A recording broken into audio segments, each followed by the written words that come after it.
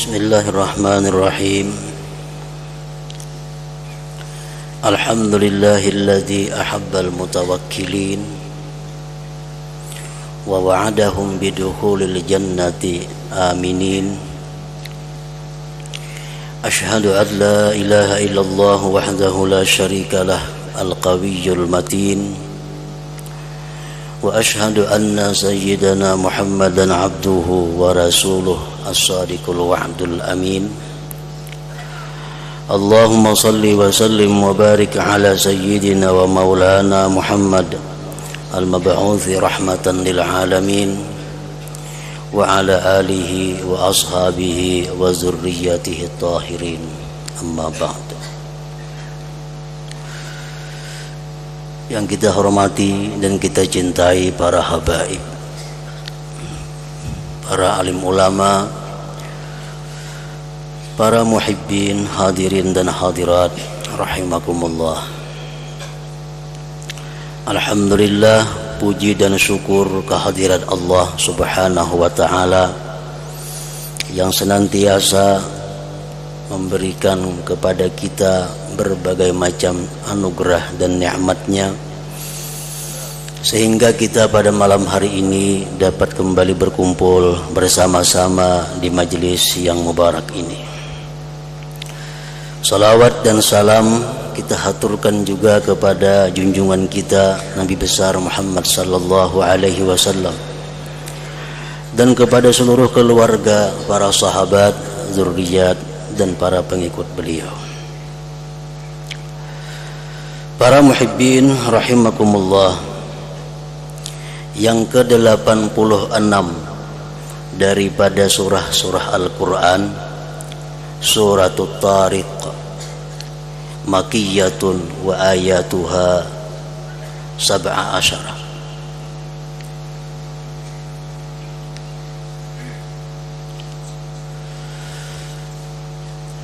Yang ke-86 daripada surah-surah Al-Quran, yaitu surat yang bernama At-Tariq. Surat At-Tariq ini diturunkan di Mekah dan ayat-ayatnya berjumlah 17 ayat. Bismillahirrahmanirrahim. Was-samaa'i wat-tariq. Allah subhanahu wa ta'ala bersumpah demi langit dan demi At-Tariq. Wa ma adraka mat-tariq. Tahukah engkau wahai Rasul apa itu At-Tariq?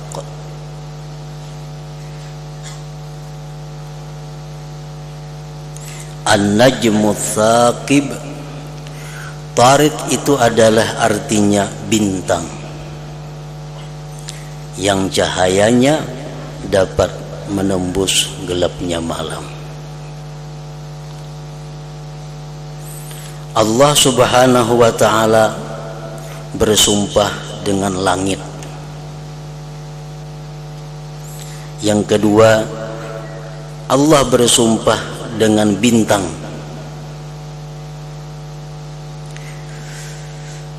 Apa yang disumpahkan oleh Allah subhanahu wa ta'ala itu, in kullu nafsin lamma 'alaiha hafiz. Sesungguhnya tiap-tiap diri atasnya ada yang memelihara. Allah menjelaskan kepada kita bahwa setiap diri itu pasti ada yang menjaganya, yang memeliharanya.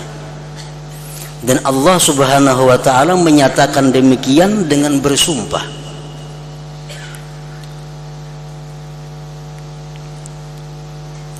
Untuk lebih meyakinkan kepada umat manusia bahwa setiap manusia, setiap diri atasnya itu ada yang memelihara, ada yang menjaga.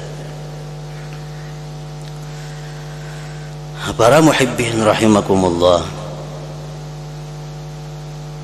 Imam Al-Qurtubi, salah seorang pemuka ahli tafsir, beliau menulis sebuah hadis tentang pengertian in kullu nafsin lamma 'alaiha hafiz itu.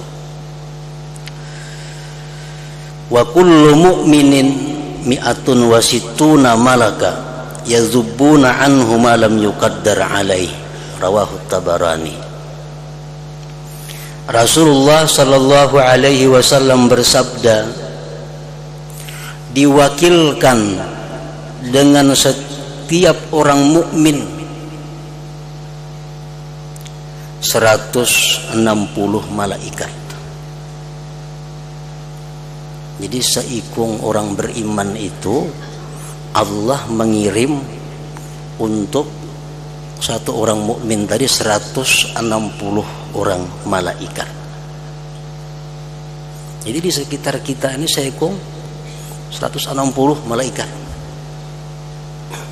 Ibaratnya kita berkumpul 1000 kali itu berapa banyaknya malaikat? Apa tugasnya malaikat yang 160 yang diwakilkan Allah kepada kita itu? Yadzubbuna anhu ma lam yuqaddar alaih, menjauhkan itu malaikat atau menghindarkan itu malaikat daripada seorang hamba sesuatu yang tidak ditakdirkan Allah atasnya. Itu tugasnya, mahalau menjauhkan sesuatu yang tidak ditakdirkan Allah kepada seorang mukmin itu. Itu tugas malaikat yang 160 tadi. Belum lagi malaikat pencatat amal dan malaikat lain-lainnya. Nah, in kullu nafsin lamma 'alaiha hafiz. Setiap diri itu ada yang memelihara, menjaganya. Menjaga apa? Menjaga dari sesuatu yang bukan takdirnya.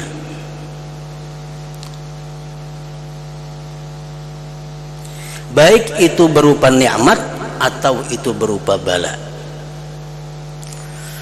Misalnya orang hendak datang kepada kita memberi duit, padahal duitnya lain ampun kita takdirnya, itu dihalau oleh malaikat. Lain ini ampunnya antar ke sana aja. Kita berdagang, buka toko, datang orang menawar barang, tawar, tapi takdir itu bukan pembeli kita. Nah, malaikat mahalau kan berjauh dari toko ini, kang berjauh kayaknya calon pembeli tadi, kada jadi nukari pun kita dihalau oleh malaikat karena takdirnya bukan nukar lawan kita.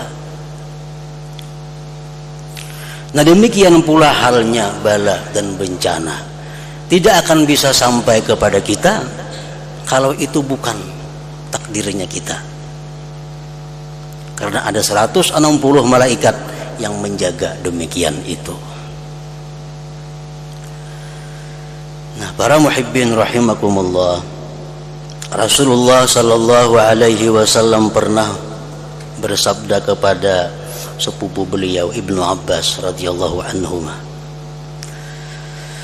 wa'lam annal ummata law ijtama'at 'alaika ay yanfa'uka bi syai'in lam yanfa'uka illa bi syai'in qad katabahu Allahu lak, wa in ijtama'u 'ala ay yadurruka bi syai'in lam yadurruka illa bi syai'in qad katabahu Allahu lak, ila akhir, rawahu Tirmidzi. Ujar Nabi kita kepada Ibnu Abbas, ketahuilah olehmu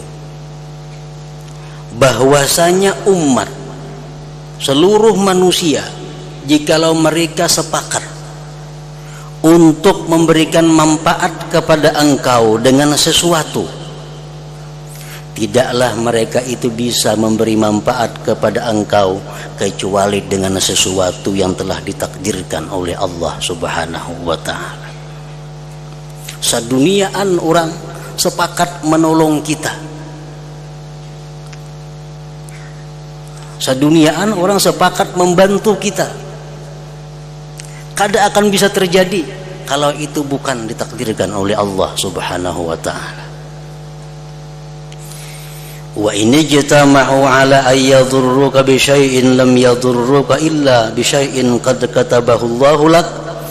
Dan jikalau seluruh manusia itu sepakat akan memudaratkan engkau dengan sesuatu, tidaklah mereka itu bisa memudaratkan engkau melainkan dengan sesuatu yang telah ditakdirkan oleh Allah Subhanahu wa ta'ala. Sepakat seluruh dunia hendak mencelakakan kita, kada akan bisa kalau itu bukan takdir kita. Nah, in kullu nafsin lamma 'alaiha hafiz.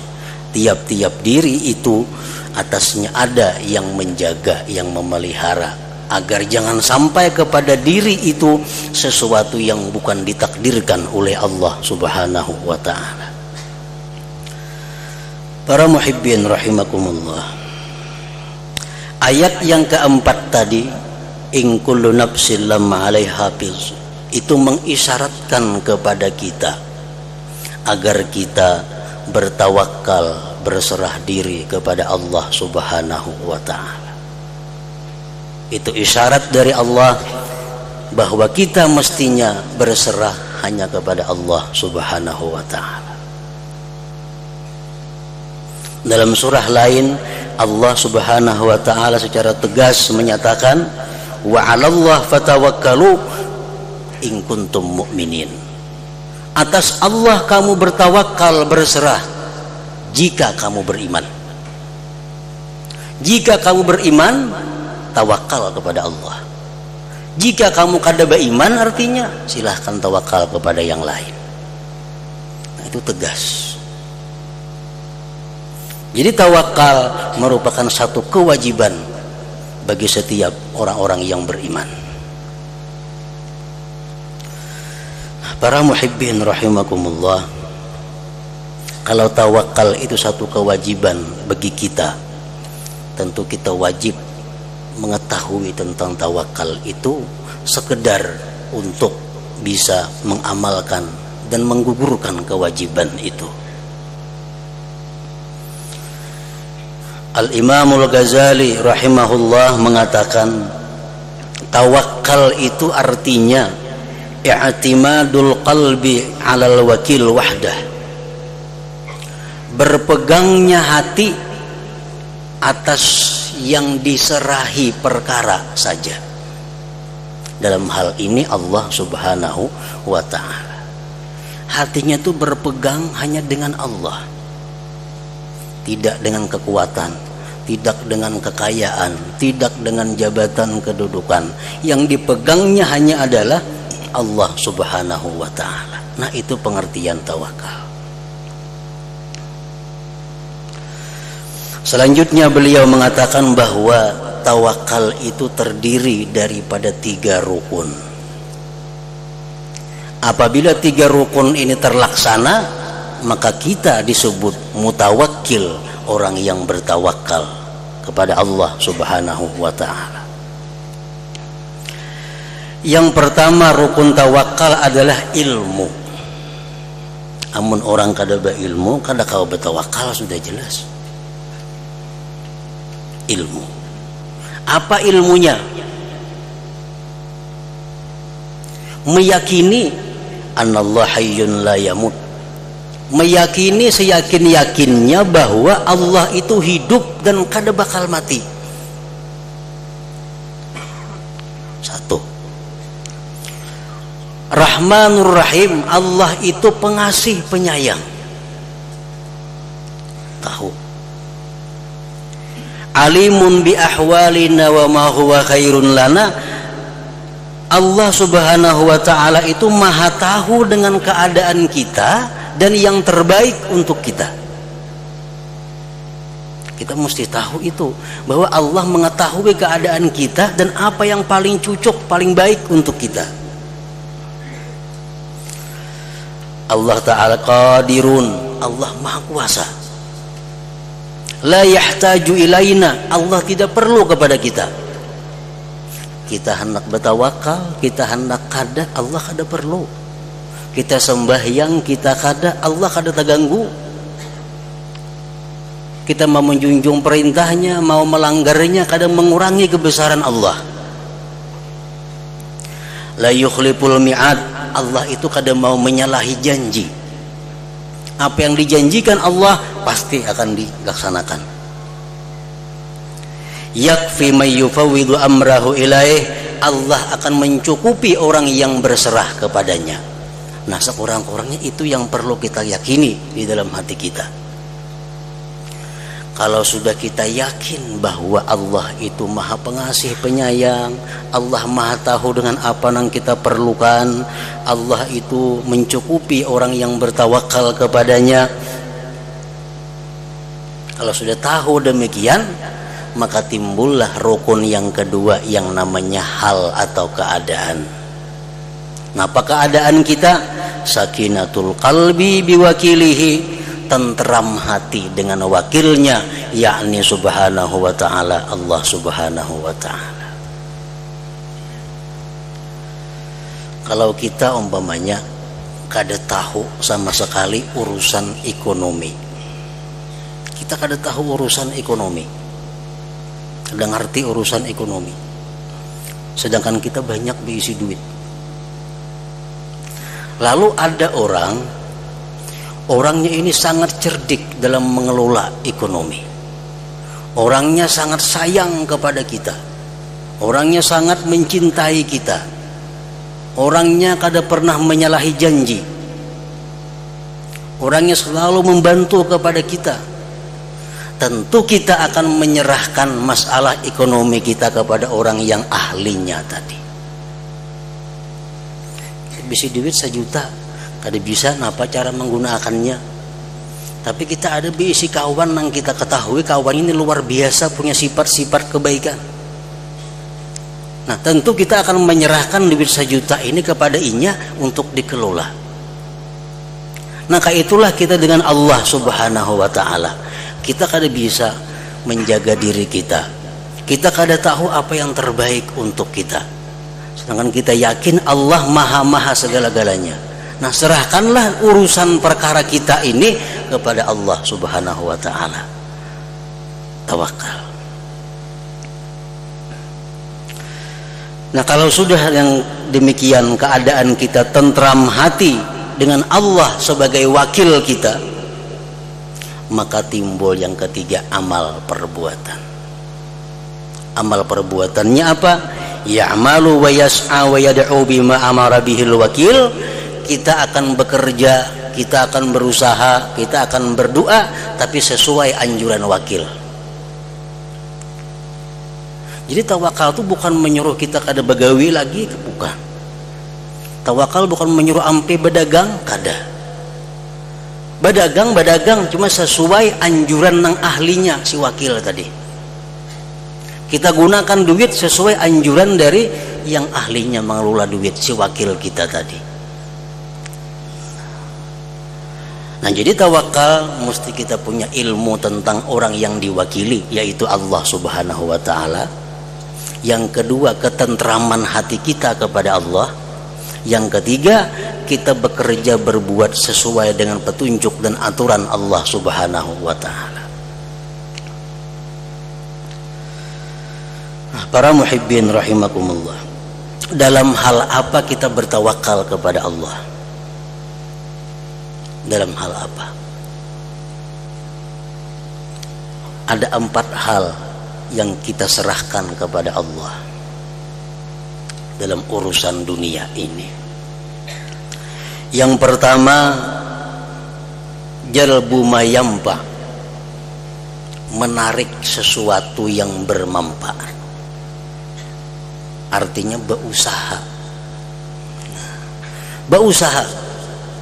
bekerja.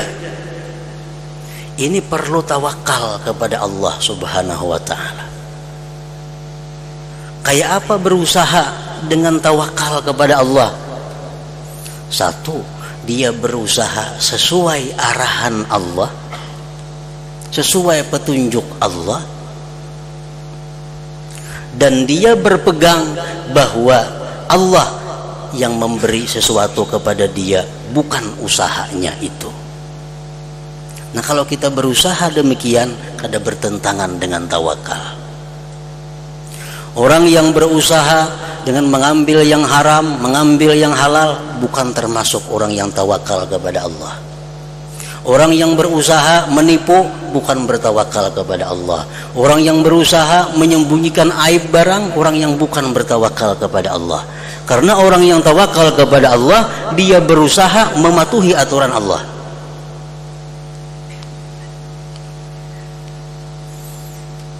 Berusaha dan meyakini bahwa usaha ini adalah hanya merupakan sebab, dan yang memberi tetap yang di atas Allah Subhanahu wa ta'ala. Nah itu yang pertama, jalbu ma yampa, kita bertawakal dalam berusaha.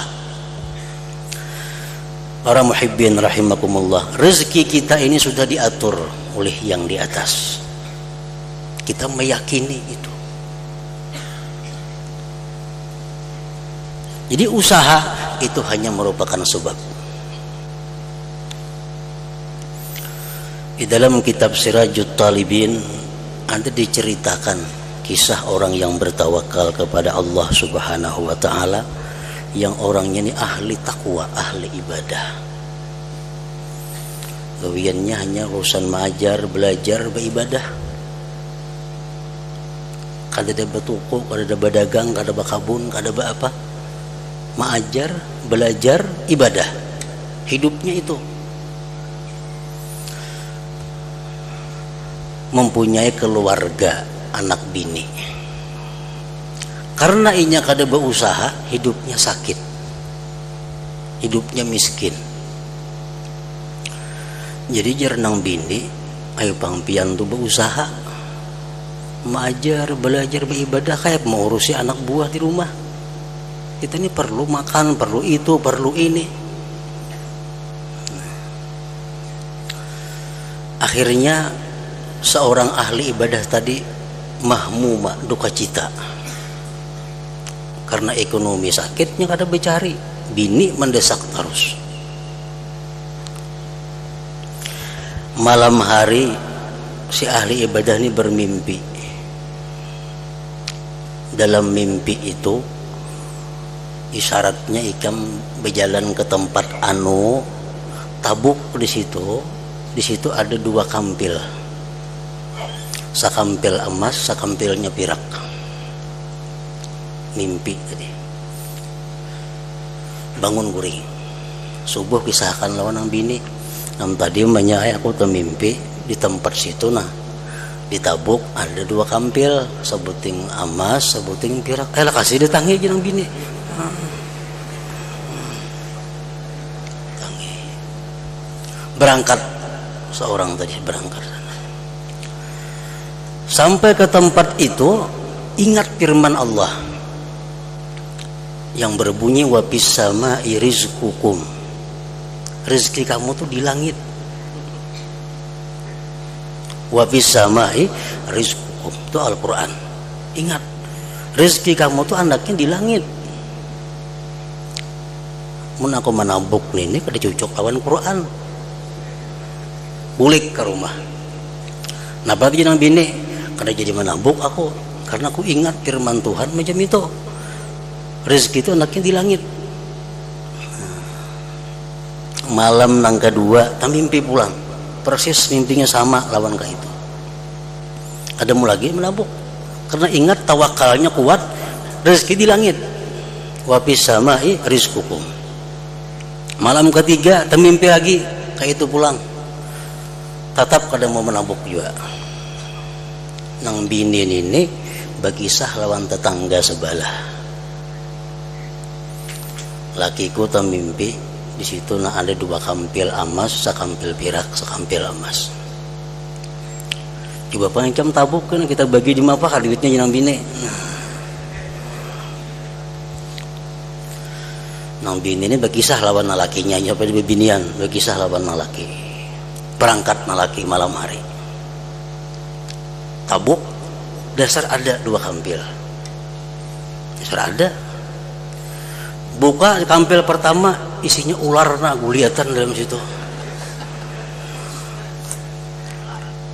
buka kampil nang kedua kala hibak lawan kala.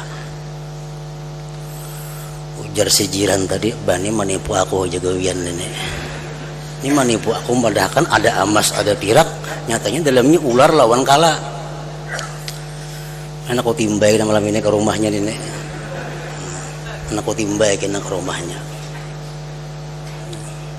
ikat kadut tadi bawa boleh ke rumah. Nah sampai di rumah isahkan lawan nang bini, dustainya kita ini ular ini kala, malam ini kita timbay aja kasutuh rumah orang sebuah situ. Sampai tengah malam ditimbay ya, 2 kampil triplang timbay ke atas menggerincing membunyi sing itu. Sutuh di Arab tuh rumah sutuh. Bangun si ahli supi tadi, ahli ibadah mimpi tadi bangun. Kenapa tuh umanya lihat di pengatas kenapa? Karena menggerincing bunyi. Naik umanya ke asluting. Dilihat 2 kampil. Buka kampil pertama hibak lawan dinar, kampil yang kedua hibak lawan dirham pirak. Turun karo tanah. Napa jeung laki tadi tuh isinya emas lawan pirak. Nah sudah kubadahkan laki wapis sama rizqukum. Rezeki ke di langit datangnya kata di bawah tanah kada. Wapis sama rizqukum. Ini kekuasaan Allah Subhanahu wa ta'ala. Allah mencukupkan orang-orang yang bertawakal kepadanya. Nah yang kedua yang kita tawakalkan kepada Allah Subhanahu wa ta'ala adalah hifzu ma hasal, menjaga yang sudah ada. Tadi mencari, kita tawakal kepada Allah. Kemudian yang kedua menjaga, memelihara yang sudah ada.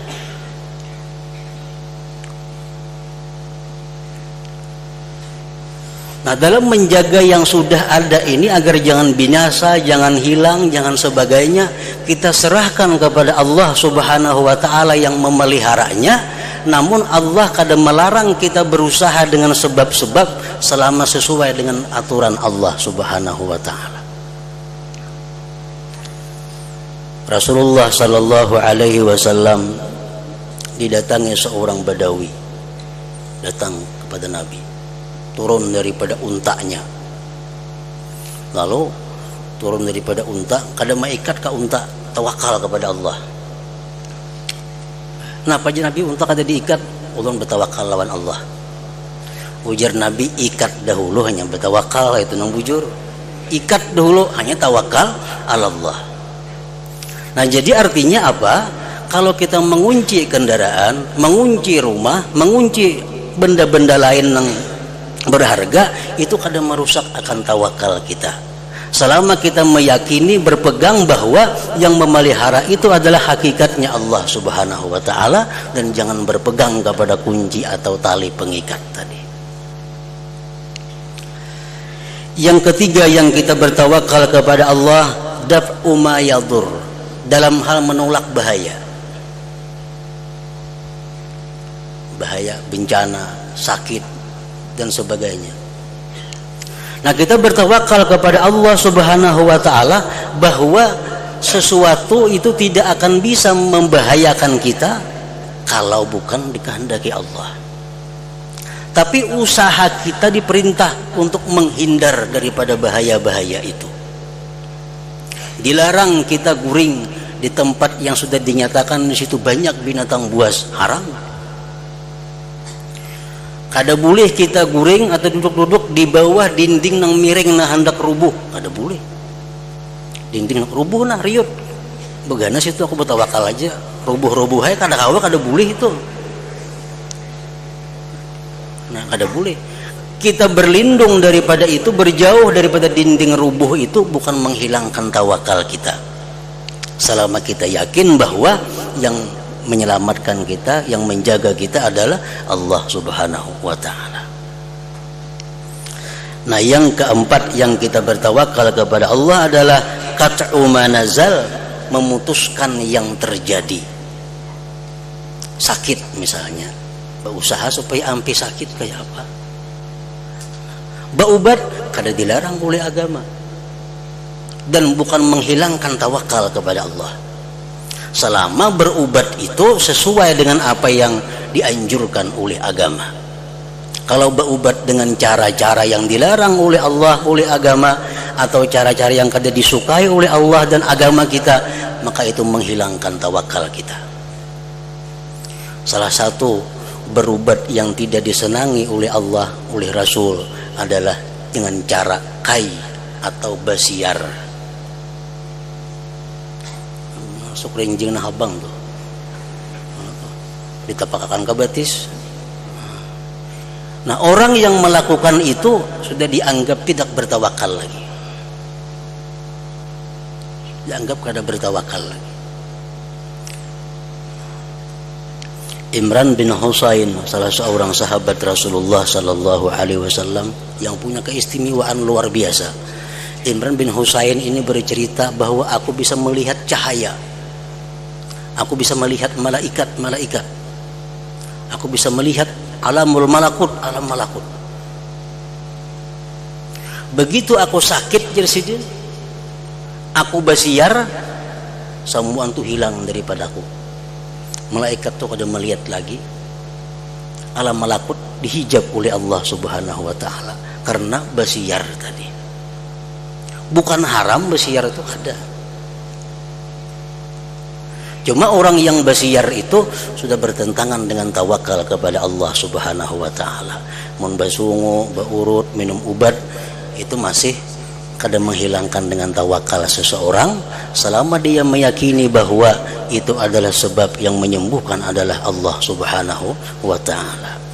Nah, jadi tawakal dalam 4 hal ini. Berusaha memelihara yang sudah ada, menolak bahaya dan menghentikan kemudaratan, seperti berusaha menyembuhkan penyakit tadi. Para muhibbin rahimakumullah, selanjutnya surat yang ke-87 yaitu suratul A'la. Ila hadratin Nabi sallallahu alaihi wasallam. Al-Fatihah. Iyyaka na'budu wa iyyaka nasta'in. Shiratal mustaqim. Shiratal ladzina أشهد أن لا إله إلا الله وحده لا شريك له أشهد أن سيدنا محمدا عبده ورسوله